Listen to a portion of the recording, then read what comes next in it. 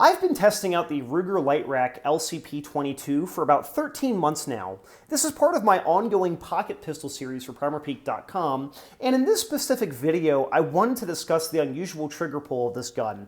Now, the LCP 22 is a single action only hammer-fired pistol. However, the trigger pull is a very two-stagey feel to it. So the gun is unloaded here, and I wanted to show this. So we have a very distinct take-up here, which has very little resistance. Of course, we have to depress the trigger dingus to be able to pull the trigger there, which is a good safety feature.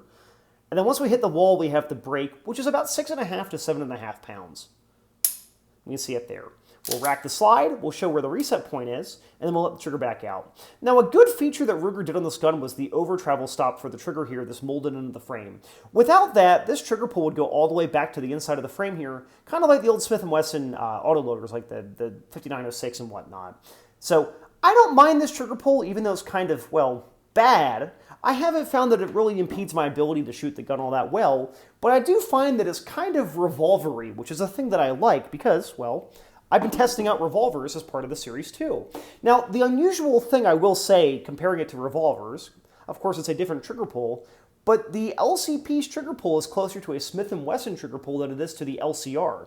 Now, of course, I have a video showing the LCR trigger pull here, and I show that it doesn't really have any stacking. We have a very even trigger pull from beginning to end. Now on the Smith & Wesson J-frame here, this one of course in 38 Special, we have stacking, so as I pull the trigger, if I do a little slower, we'll see I hit a distinct wall here. And then as I press, there's more weight.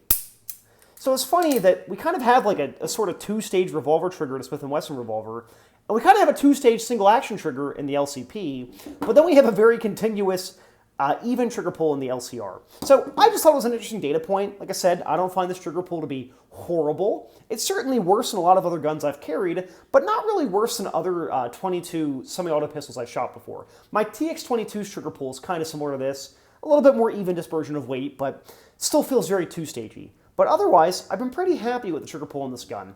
Thank you for watching, and check out more of our pocket pistol content down below, and I'll link the full review to this pistol once it's live.